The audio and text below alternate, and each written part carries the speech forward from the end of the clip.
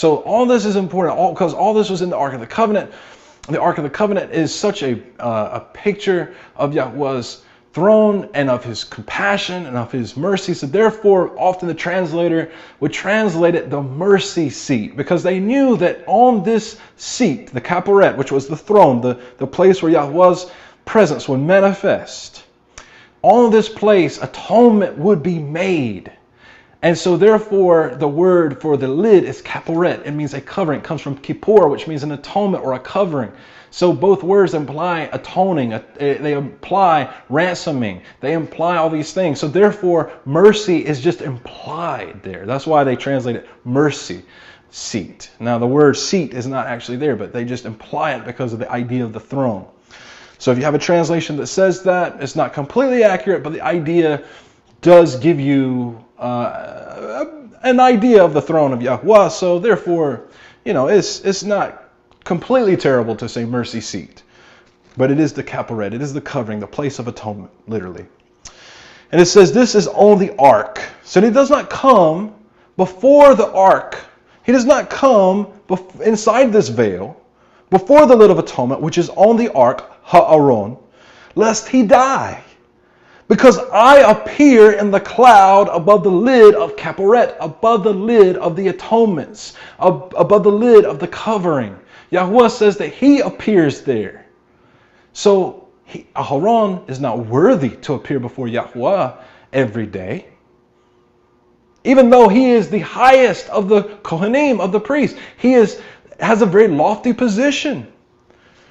But he's not worthy to appear before the King of the universe in this special place before his throne every single day.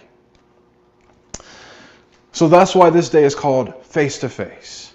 Because on this day, Aharon goes before the Ark of the Covenant. And the Ark of the Covenant is literally a large box that has been made out of acacia or shittim wood, as the Hebrew says. And it is overlaid with gold. And on both of its sides, there are two rings where staves, golden staves, would be inserted. And this is the method by which the Ark of the Covenant would be transported. And on either side of the kaporet, of the lid of atonement, or as people call the mercy seat, would be cherubim, which are winged creatures that Yahweh has made, who are very much alive, very real beings, that Yahweh has designed for his special purpose. And literally we know, according to other portions of scripture, which I'm not going to go to right now, that these are literally in the Shemaim, and they literally are attributed to Yahweh's throne. They guard the throne. They do all these things. And also with the chariot of Yahweh. So there's a lot of information about the cherubim. But there is a cherub on either side. Cherub is the singular, cherubim is the plural. And they literally are there to show us a picture of what's in the heavens, that those cherubim guard, as it were, the throne of Yahweh. Not that anyone needs to, but Yahweh is a king. So therefore, he has these beings, these subjects, for these purposes, to guard or to filter to some degree his great esteem. So this is very vital to understand what the Ark of the Covenant is, so that we understand that it is a physical representation on the earth of the throne of Yahweh, and there Yahweh's presence would appear and speak with Aharon. Okay, in verse 3, it says, with this Aharon should come into the Kodesh place with the blood of a young bull. Because remember in the scriptures we said that literally it says that the nefesh, or the being, sometimes translated soul, is in the blood. So the blood is very, very important in all of the offerings that are done in the tabernacle and also that were done in the temple. So he wants the blood. You can't come in before Yahweh without blood. That's just a very basic Torah principle. You have to come with the blood of a young bull as a sin offering, and of a ram as a burnt offering. And he should put on the set-apart linen long shirt with linen trousers on his flesh, and gird himself with a linen girdle, and be dressed with a linen turban. They are Kodesh garments. They are set-apart garments. And he shall bathe his body in water, and shall put them on. So normally, the Kohen HaGadol, the high priest, normally he has a different attire. He has a headdress, which is called a mitre, which has a golden crown, which basically has inscribed Kodesh LeYahuwah, set apart unto Yahuwah. He also has what has been called a breastplate and an ephod. He has a very elaborate attire that Yahuwah has told him to wear. And he is distinguished amongst all the other Kohanim, amongst all the other priests, because he has the highest position on the earth. And therefore, he is considered to be the most Kodesh man. Notice that not just any person can go into the Kodesh place. Only Aaron, who's Aaron, and his sons after him, from the lineage of Aaron. Not just anybody can go before Yahuwah. You know, we can't just make up our own rules. There's a very specific outline to how everything must take place, and there's a reason. And on this day, he appears not as the Kohen HaGadol, even though he is the Kohen HaGadol, but he doesn't come with his normal attire, but rather he comes with the attire of just any Kohen, any priest. Because all of them wore linen. They all wore the linen garments, the 4 garments. The linen turban, the linen long shirts, the linen trousers, and the linen sash. And even the high priest, he would wear those under his other garments. He had 4 additional garments that he wore that distinguished him, and he would not wear those. Because he wanted to, not only did he want to, but Yahuwah commanded that he appear humble. He cannot come in with his crown on. He's coming before the King of the universe.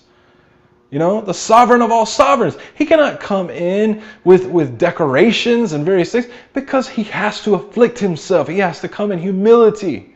He has to show that he is a servant of Yahuwah. So therefore he appears and dresses just like every other priest, every other servant of Yahuwah. And then it says in verse 5, and from the congregation of the children of Yisrael, or Yasharel, he takes 2 male goats as a sin offering, and 1 ram as a burnt offering.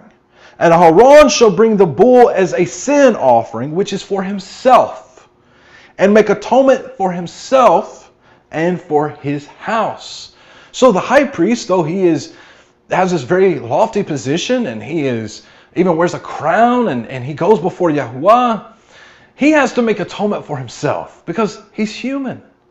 He goes through states of uncleanliness, which the Torah tells us, that humans go through for various reasons. So he goes through these states of uncleanliness, and also because he may have sins in his life, sins that he knows of or sins that he is not aware of. And they have to be made atonement for because he's human. So therefore, he has to come with the greatest sacrifice. He comes in with this young bull. And it should also be noted that Yahuwah also declared that whenever a priest, whenever a Kohen offers an offering for himself, for sin or for atonement, it has to be a bull. And the reason for this is not just because of the golden calf, but it's because it is what Yahuwah ordained. But it is interesting, though, that this ordinance comes after the golden calf incident. So, it's connected. The idea is connected, destroying the idol. But also, it's not just that. It's what Yahuwah had already ordained. There was a deeper reason for it than just the golden calf. But it is interesting, that this would be the sacrifice. And in verse 7, it says, and he shall take the 2 goats, and let them stand before Yahuwah at the door of the tent of meeting. And Aaron shall cast lots for the 2 goats, 1 lot for Yahuwah, and the other lot for the scapegoat, or Azazel. And Aaron shall bring the goat on which the lot for Yahuwah fell, and shall prepare it as a sin offering. But the goat on which the lot for Azazel fell, or the scapegoat fell, is caused to stand alive before Yahuwah, to make atonement, to make kippur upon it, to send it into the wilderness to Azazel, to the scapegoat. Now it's very interesting that the word Azazel here finds its way in the Torah. It doesn't actually appear anywhere else except for this reference. And we know that Azazel comes from Azal, which means to remove or to separate.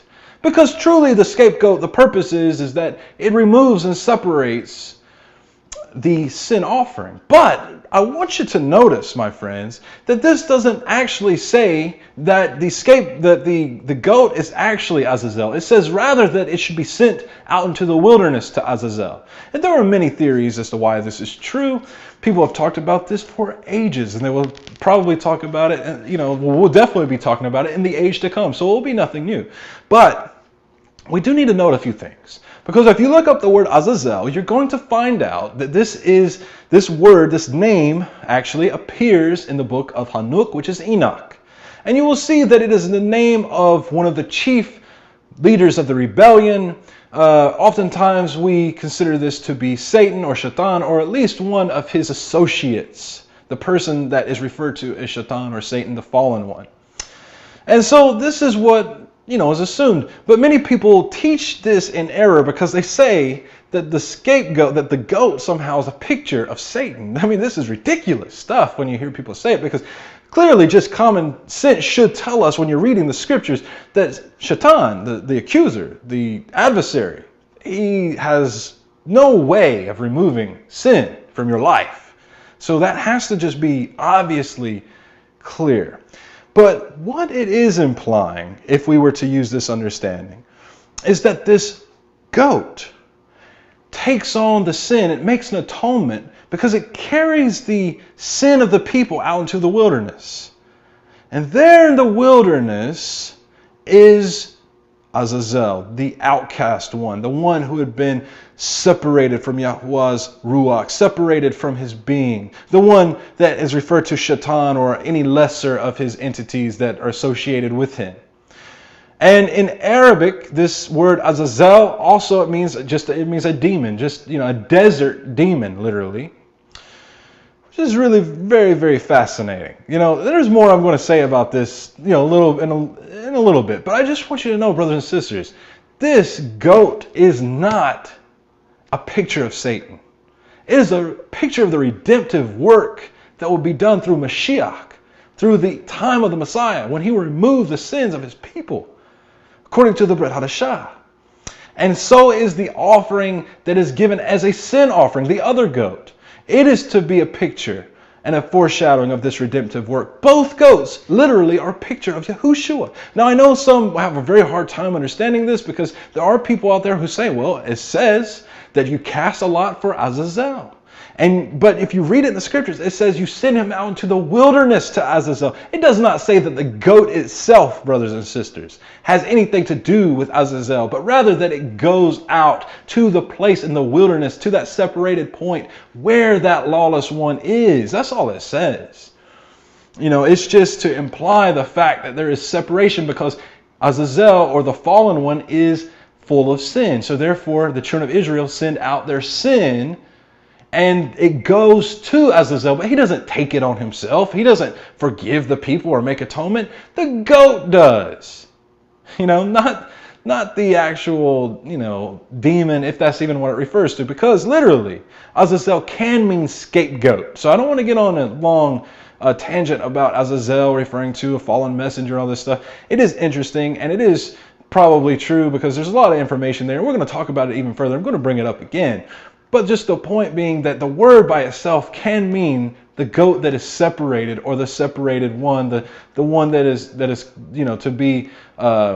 to be separated from the people, and it is just a picture of the word scapegoat.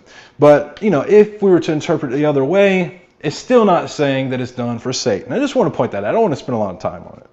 But anyway, in verse 11, and Haran shall bring the bull the sin offering, which is for himself, and make atonement for himself and for his house, and shall slaughter the bull as the sin offering, which is for himself, and shall take a fire holder filled with burning coals of fire from the altar before Yahuwah, with his hands filled with sweet incense, beaten fine, and shall bring it inside the veil.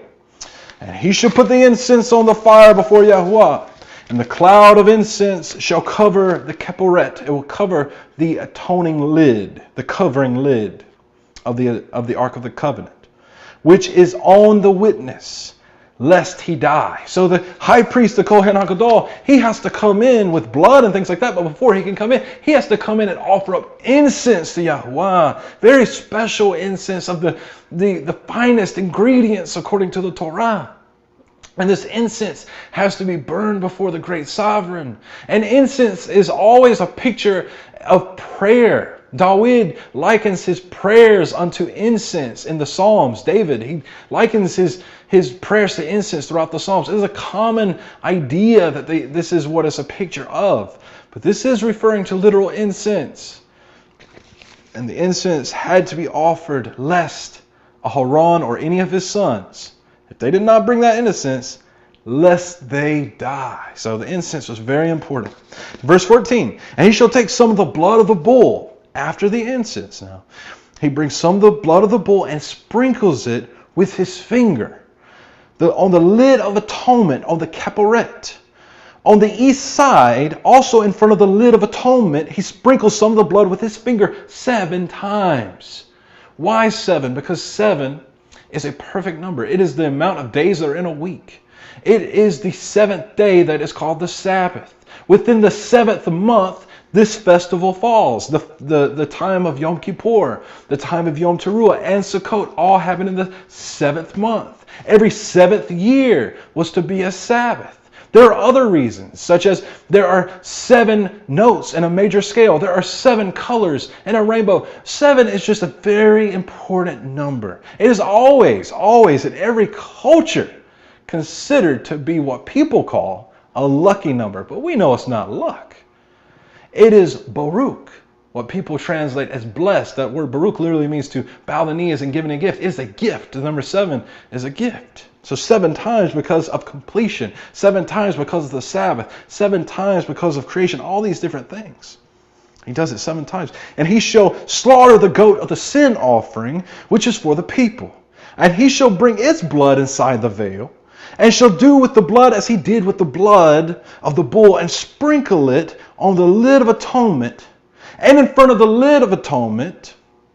And he shall make atonement for the Kodesh place, because of the uncleanliness of the children of Israel. So now we see that not only does he make atonement for himself, because he's human, because he makes mistakes, but he has to make atonement for the people, because surely the people, they make mistakes.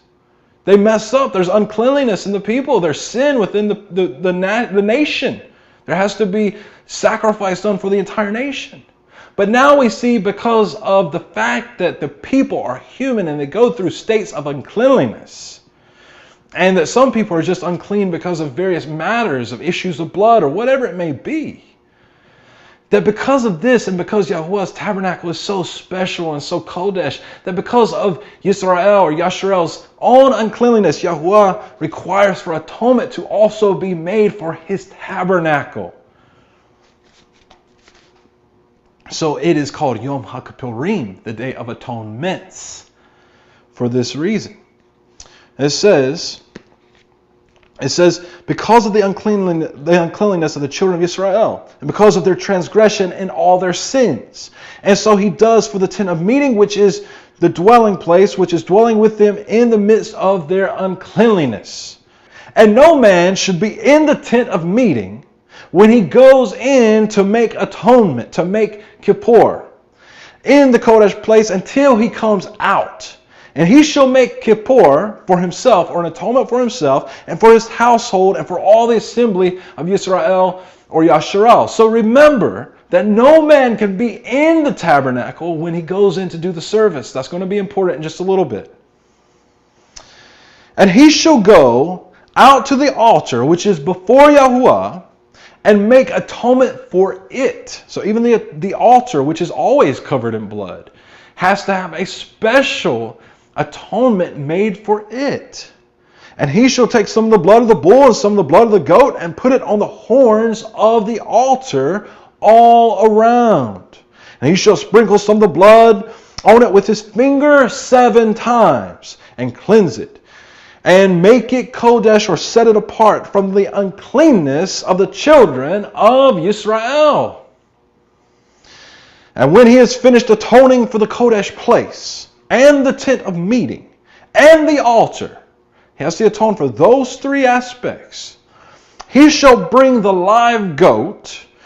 Then Aharon shall lay both his hands on the head of the live goat, and shall confess over it all the crookedness of the children of Israel, and all their transgressions and all their sins, and shall put them on the head of the goat, and shall send it away into the wilderness by the hand of a fit man. And the goat shall bear on itself all their crookedness to a land that is cut off. Thus he shall send the goat away in the wilderness. So brothers and sisters, there's no way that this goat is referring to Satan, because this goat takes on all the sins of the children of Israel, and therefore it cannot be symbolic of Shaitan, who does not remove sin. He doesn't, the wicked does not bring a ransom for anything. Unrighteousness and uncleanliness cannot bring a ransom for what is pure and kodesh. It is impossible. The formula would not work.